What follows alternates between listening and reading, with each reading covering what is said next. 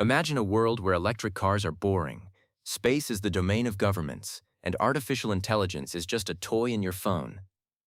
Now imagine a man who turned all of this around in just 20 years. His name is Elon Musk. But here's the question we'll explore today. Is Elon Musk the greatest genius of our time who will save humanity? Or is he a mad billionaire playing God simulator while the world burns? Today we'll trace his journey from a bullied schoolboy to the richest man on the planet. We'll go behind the scenes of PayPal, Tesla, and SpaceX. We'll find out how many times he was on the verge of bankruptcy and why he sleeps on the floor of his factory. Buckle up, it's going to be rough. Elon was born in 1971 in Pretoria, South Africa. You'd think everything would be fine in a family of an engineer and a model? Turns out not at all. Musk's childhood was far from happy. He was that quiet, weird kid his classmates couldn't stand. He was beaten at school, pushed downstairs, and once he was beaten so badly he ended up in the hospital. But you know what saved him? Books. Elon read for 10 hours a day. He devoured his city's entire library.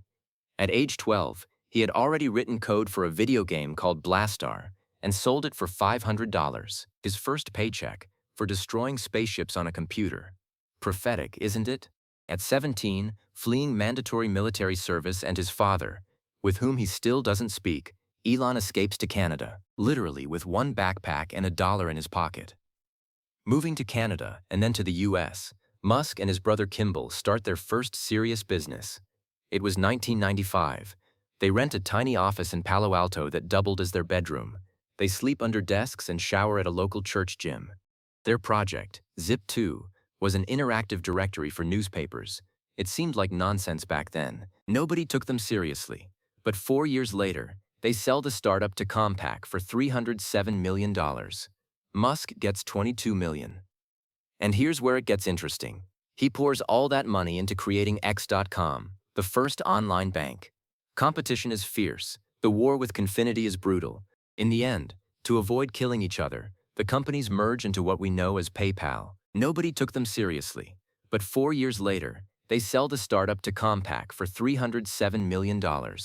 Musk gets $22 million. And here's where it gets interesting. He pours all that money into creating X.com, the first online bank. Competition is fierce. The war with Confinity is brutal. In the end, to avoid killing each other, the companies merge into what we know as PayPal. The Russians look at him like he's an idiot and say, "That'll cost $20 million.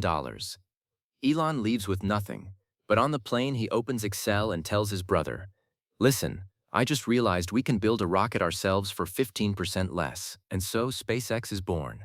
This was the most disastrous, scariest, and craziest period of his life. Everyone laughed.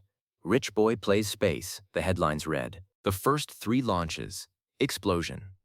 Falcon 1 explodes once, twice, 3 times. Money is running out. Tesla is having problems too. Musk is clinically depressed. He doesn't sleep, he lives in the office. Then comes the 4th launch. September 2008. The last attempt.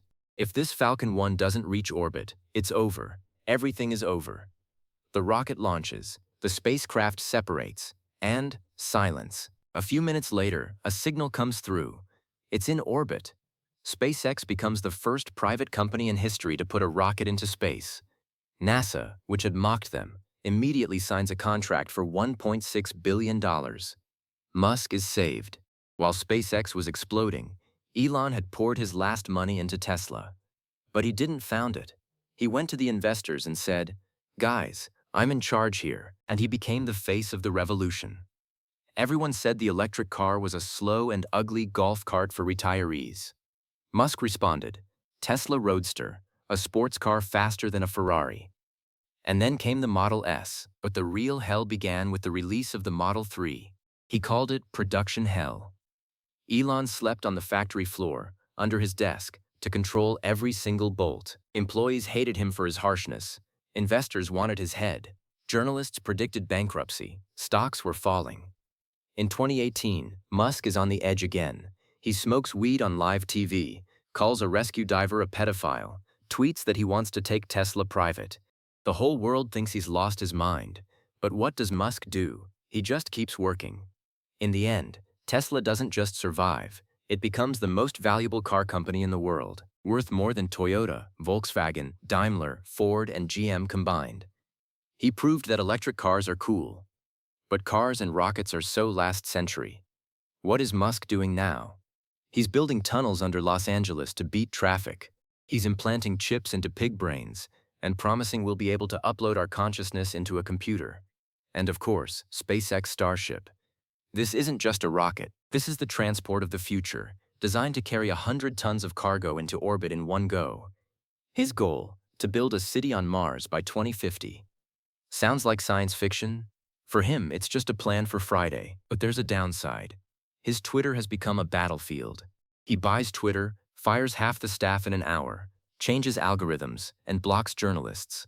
He says, "I'm for free speech." Others say, he's a tyrant. And here we come to the main question. Elon Musk is a man of paradoxes. He wants to save humanity by moving us to Mars, yet he's not afraid to enrage half the world with his sharp jokes. He rewrote the rules of space and automotive industries, making technology accessible.